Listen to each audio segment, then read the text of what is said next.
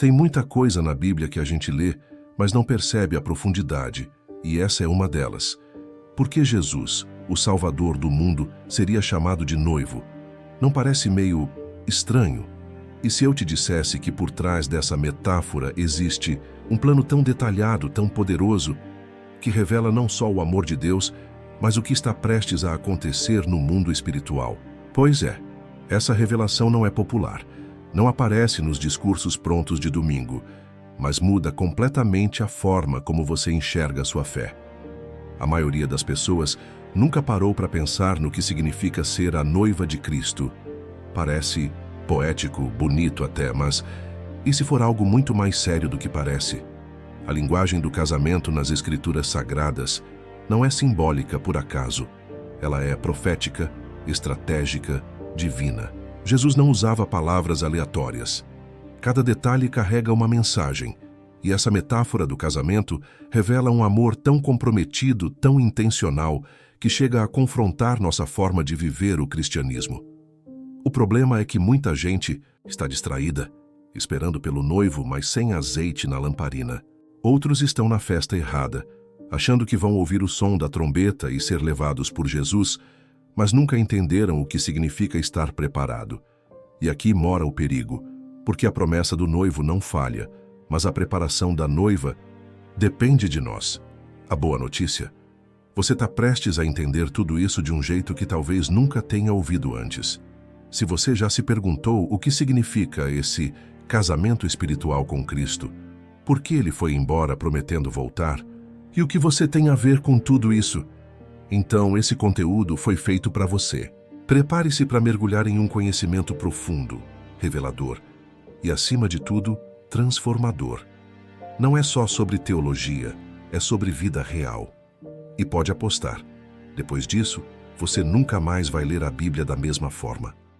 No mundo antigo, o casamento judaico não era apenas uma cerimônia bonita, com roupas festivas e danças animadas. Era um processo cheio de simbolismos profundos, que refletiam valores espirituais, culturais e sociais daquele povo que vivia à sombra da presença de Deus. Ali, o amor não era só sentimento, era aliança. E cada detalhe do ritual carregava um peso quase profético. Não era à toa que as Escrituras Sagradas se referiam tantas vezes ao casamento como metáfora do relacionamento entre o Criador e o seu povo. Antes de qualquer festa ou alvoroço, havia o acordo entre as famílias. Isso mesmo, o tal noivado de hoje era, na verdade, uma aliança quase inquebrável entre duas casas. O pai do noivo, muitas vezes, escolhia a futura esposa, e o compromisso se firmava com testemunhas, vinho e palavras de fé. Parece arranjo? Talvez. Mas naquele contexto, envolvia respeito, propósito e, veja só, confiança em Deus. A partir dali, os dois já eram vistos como marido e mulher, mesmo que ainda não vivessem juntos. Outro ponto curioso: havia um valor chamado mohar, uma espécie de dote, pago pelo noivo à família da noiva. Isso não era uma compra, mas uma demonstração de valor e honra. Era como dizer: ela vale muito e eu reconheço isso. Forte, né? Imagina se hoje os relacionamentos também começassem com esse nível de responsabilidade e reverência. A fé estava ali, entranhada até nos contratos mais práticos, como um lembrete de que tudo começa e termina em Deus. Mais do que uma união romântica, o casamento judaico era uma promessa diante do céu. Era como se Deus estivesse presente em cada palavra dita, como uma terceira testemunha silenciosa e santa. A Bíblia nos ajuda a enxergar esse contexto com clareza, quando nos mostra que o matrimônio era também um reflexo da aliança entre Deus e Israel. Aliás, muitas histórias das Escrituras Sagradas ganham outro tom quando a gente entende isso, como o livro de Ruth, por exemplo, que cá entre nós daria um filme e tanto. E sabe o que é mais bonito? É perceber que nada disso foi deixado de lado por acaso. Jesus, o mestre dos mestres, usou justamente esse modelo para explicar a maior das alianças, ele com a igreja. Quando se entende o casamento judaico, cada palavra de fé, cada promessa profética ganha um brilho novo. E é aí que a gente começa a enxergar os estágios dessa jornada. O primeiro estágio do casamento judaico é o desposório, chamado de Kiddushin. Não era apenas um compromisso qualquer, era sagrado, selado com vinho, promessas e fé. A noiva era consagrada ao noivo, separada exclusivamente para ele, mesmo que ainda não compartilhassem a vida cotidiana. A partir dali, ela passava a pertencer a ele. Mas havia um intervalo até o encontro definitivo. Interessante pensar que, mesmo sem coabitação, já havia uma aliança firme, como aquela entre Jesus e a igreja. Depois vinha o período de espera, que durava cerca de 1 ano. Era um tempo cheio de expectativa, mas também de preparação. O noivo voltava para a casa de seu pai e começava a construir um lugar para sua futura esposa, literalmente. Sim, ele levantava paredes, colocava telhado, ajeitava cada detalhe. Enquanto isso, a noiva se preparava com roupas, perfumes e, acima de tudo, vigilância. Afinal, ela não sabia o dia exato em que ele voltaria. Esse segundo estágio é um dos mais cheios de significado espiritual. É como a nossa jornada hoje com Jesus. Já estamos comprometidos com Ele, mas aguardamos o retorno glorioso. E enquanto isso, precisamos viver como a noiva que se prepara, vigilantes, firmes na fé, com o coração alinhado à vontade de Deus. É tempo de oração, de leitura da Bíblia, de cuidar do nosso interior como um templo vivo. A noiva não se distraía, e a igreja também não deve se distrair. Por fim vinha o momento mais esperado. A chegada do noivo era uma surpresa. Podia ser à meia-noite ou no meio do dia. E ele vinha com uma comitiva festiva, música, danças e muita alegria. Quando ela ouvia os sons, sabia. Era a hora. Ela saía ao encontro dele com a lamparina acesa, pronta para a celebração. Não havia segunda chance. Ou ela estava preparada, ou perderia tudo. O casamento começava, e era motivo de grande júbilo, como as bodas tão mencionadas nas Escrituras Sagradas. Esse terceiro momento nos leva a pensar: e se Jesus voltasse hoje? Estamos prontos? A metáfora é clara como o dia. Ele é o noivo, e nós, a noiva. A fé precisa ser acompanhada de ação. Não adianta só esperar. É preciso se preparar, e esse preparo tem tudo a ver com o que vem a seguir. Entender o contexto cultural do casamento judaico é como ter em mãos a chave de um cofre antigo. Muita gente lê a Bíblia com olhos ocidentais e modernos e acaba perdendo a profundidade de metáforas que, para os primeiros ouvintes, eram tão claras quanto a luz do dia. Quando Jesus falava sobre o noivo, os ouvintes judeus já sabiam exatamente do que ele estava falando. Eles conheciam os estágios, os rituais, os significados por trás.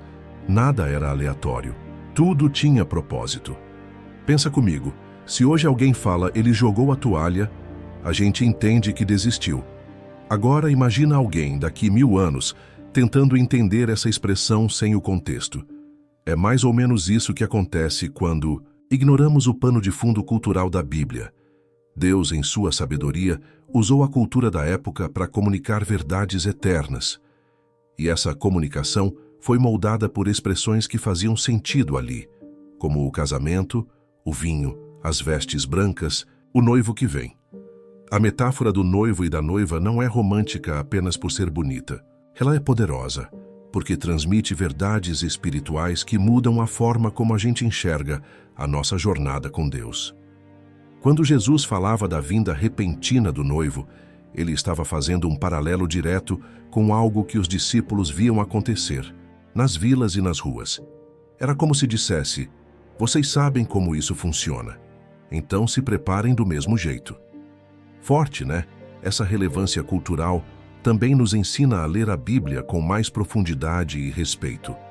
Em vez de tentar encaixar as Escrituras Sagradas nas nossas ideias, a gente começa a mergulhar no que elas realmente diziam no tempo em que foram escritas.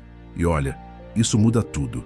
Por exemplo, saber que uma noiva se preparava por meses, esperando o noivo com as lamparinas acesas, dá um novo peso à parábola das 10 virgens. Não é só uma historinha, é um alerta. Com esse entendimento mais afiado, a gente começa a perceber que Jesus usava a cultura para revelar o invisível. E quando ele se apresenta como noivo, não é poesia barata, é teologia viva, é revelação. É convite para uma intimidade com Deus baseada em fé, compromisso e esperança. Agora que o cenário está montado, o quadro começa a se formar. E quem aparece no centro dessa pintura divina é o próprio Jesus. A imagem de Jesus como noivo não é apenas bonita, é revolucionária. Ela quebra aquela visão distante de um Deus inacessível e coloca no lugar um relacionamento íntimo, baseado em aliança e amor. Ele não veio só para nos salvar como um herói de um filme épico.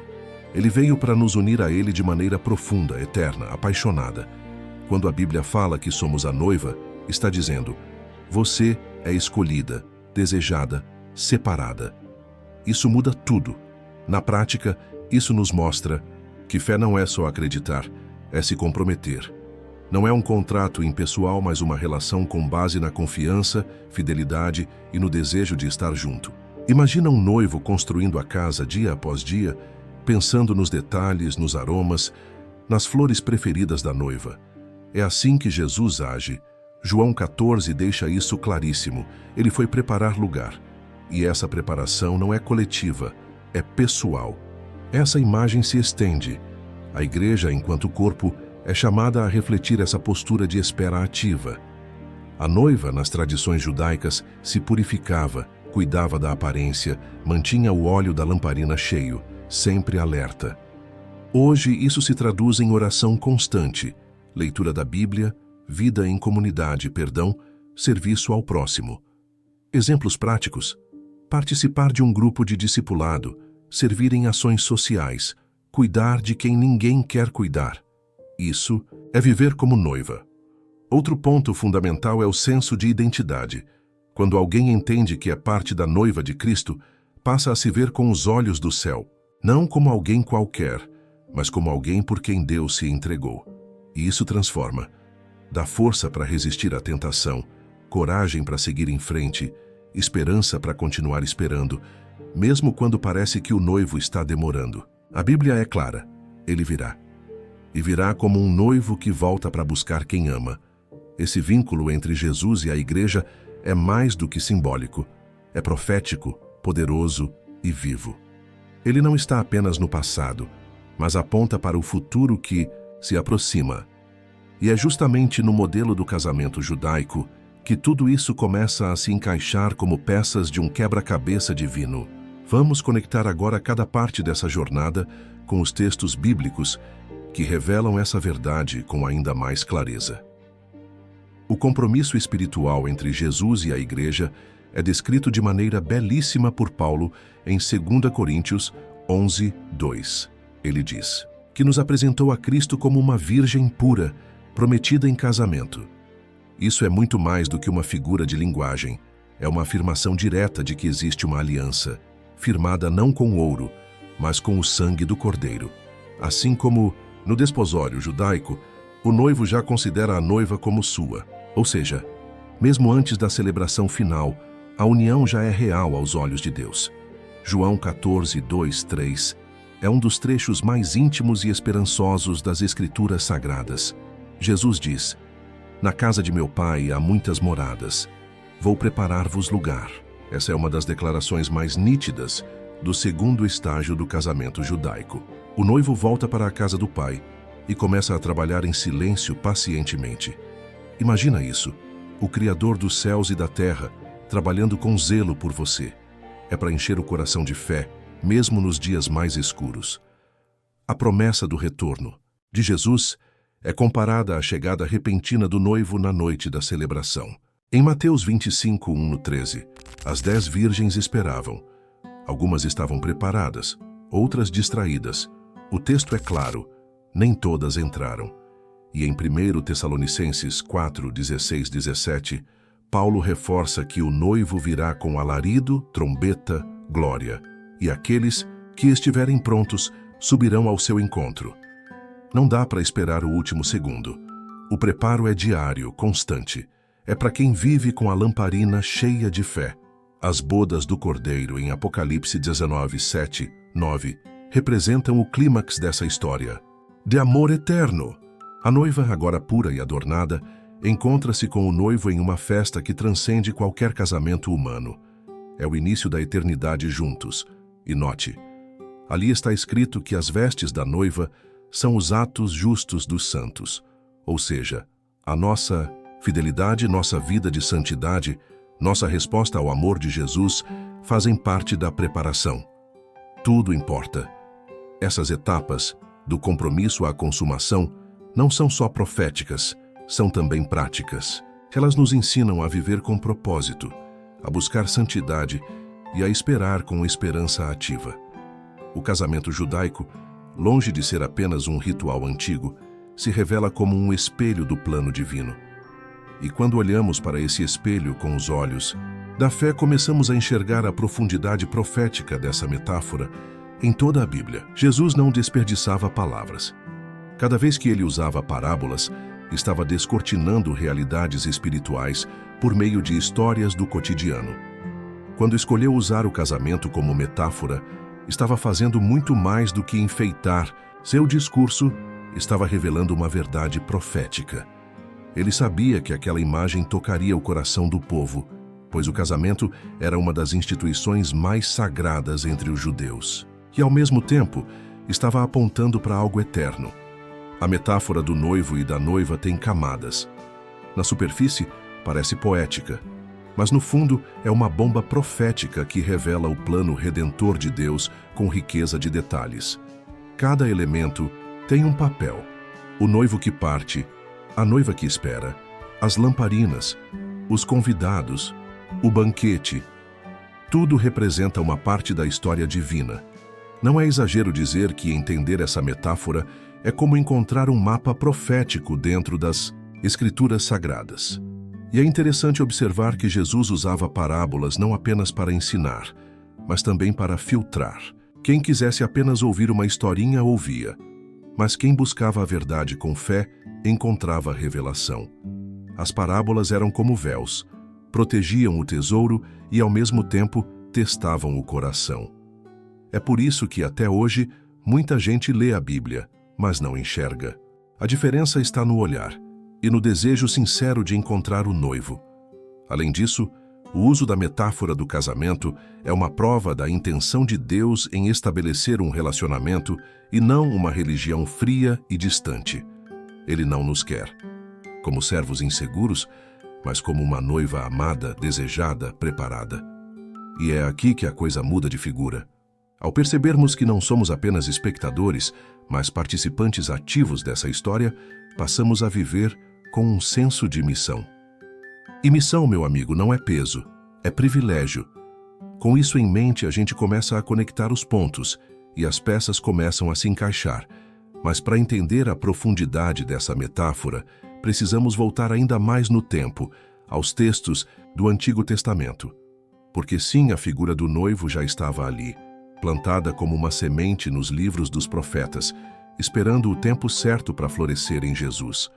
Muito antes de Jesus usar a figura do noivo, Deus já havia se revelado, assim, aos profetas.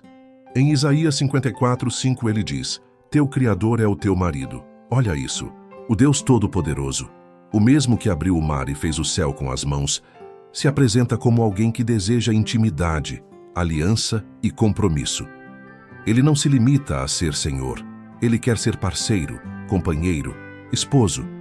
E tudo isso sempre envolto em fidelidade e amor. Esse mesmo Deus fala de forma ainda mais tocante em Oséias 2:19 e 20. Desposar-te-ei comigo para sempre, com misericórdia e compaixão. O contexto aqui é intenso. Deus fala com um povo infiel que havia se desviado. E mesmo assim, ele promete restaurar a aliança, perdoar, amar de novo. Quem faz isso?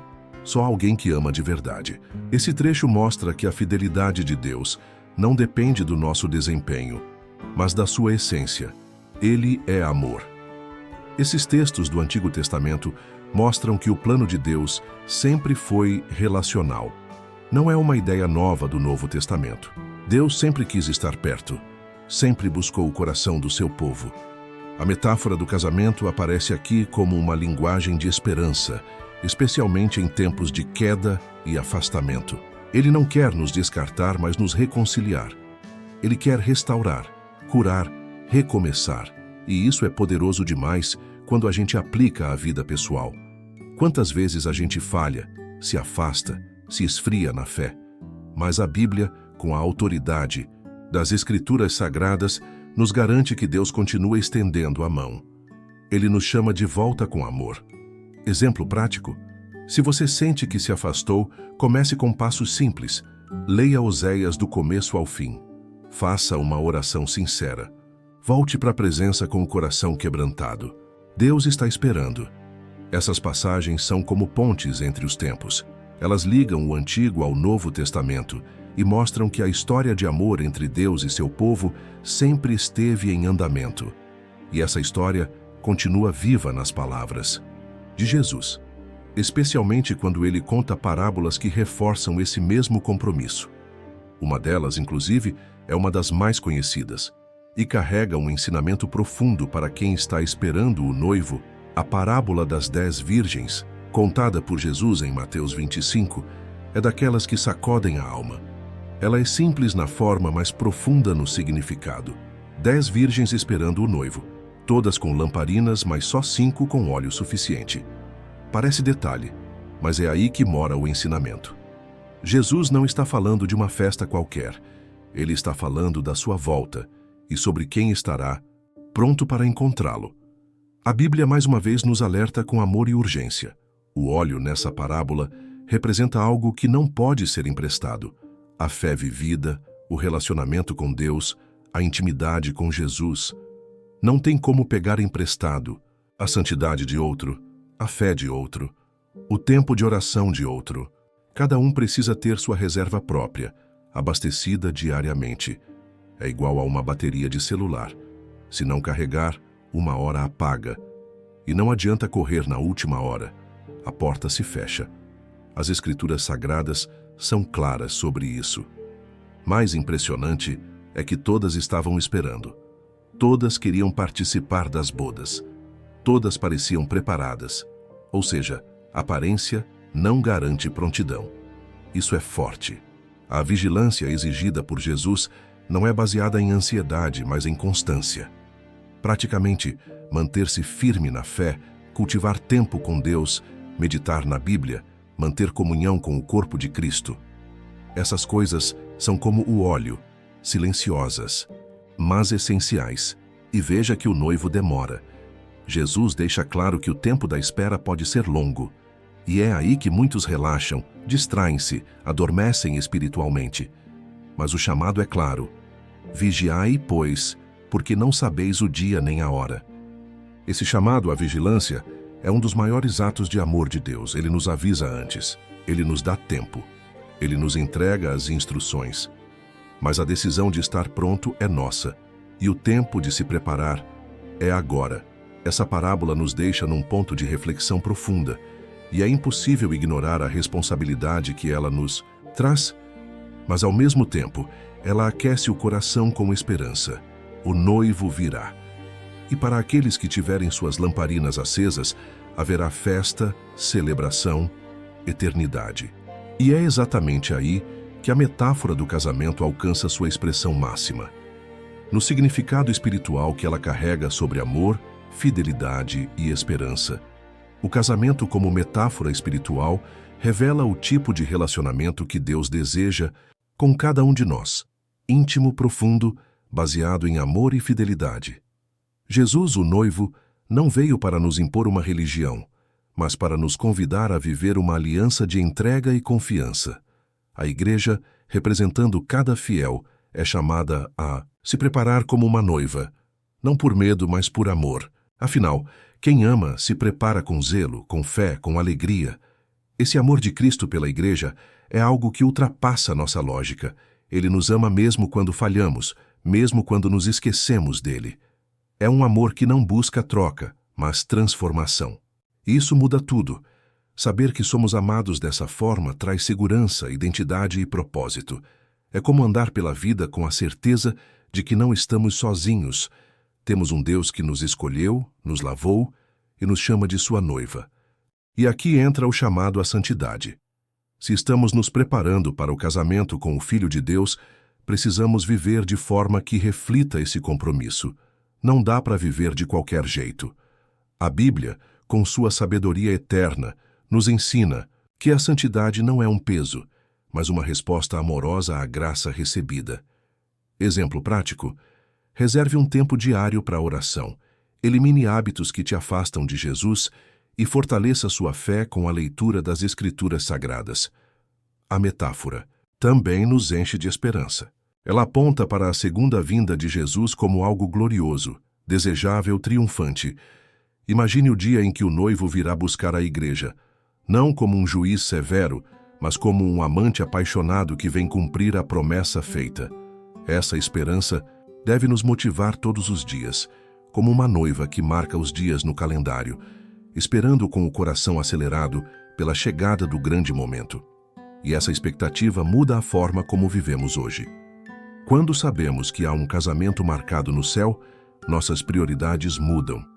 As distrações deste mundo perdem força e a fé ganha espaço. Vivemos com os olhos no horizonte, atentos ao som da trombeta, com o coração aquecido pelas promessas de Deus. E tudo isso nos leva a um ponto crucial: como aplicar de forma prática tudo isso que a gente aprendeu até aqui. Agora me diz, depois de tudo isso, como é que dá para continuar vivendo a vida espiritual no automático? Como ignorar um chamado tão claro, tão pessoal, tão cheio de amor e urgência? Jesus não é apenas um mestre distante. Ele é o noivo apaixonado que te escolheu, que te espera, que já preparou um lugar ao teu lado. A pergunta que fica é: você está se preparando para esse encontro? Ou está deixando o azeite acabar sem perceber? Talvez você nunca tenha pensado na sua fé como um relacionamento real. Talvez tenha vivido mais por tradição do que por paixão. Mas agora que você entendeu o significado por trás dessa metáfora divina, o que vai mudar? Vai continuar esperando passivamente? Ou vai ajustar sua vida, suas escolhas, sua prioridade? Vai deixar a poeira cobrir a Bíblia na estante? Ou vai mergulhar nas Escrituras Sagradas como quem encontrou um mapa do tesouro? O tempo da espera não é vazio. É tempo de preparação. É agora que se prova a fidelidade, o amor, a vigilância. Não precisa ser perfeito, mas precisa estar disposto. Comece simples. Leia os textos que falamos aqui, ore pedindo que Deus aqueça teu coração de novo. Busque viver com fé real, e não por aparência. E se cair, levanta. O noivo não desistiu de você. Ele está chegando. E que alegria será fazer parte das bodas do Cordeiro. Agora me conta, qual parte dessa mensagem mais te confrontou? O que Deus te mostrou através dessa revelação? Comenta aqui embaixo. Quero saber o que tocou o teu coração. E claro, se isso falou com você, se inscreve no canal e ativa as notificações. Porque tem muito mais vindo por aí. A gente ainda vai aprofundar muito sobre Jesus, a fé e o plano eterno de Deus revelado na Bíblia. Te vejo no próximo.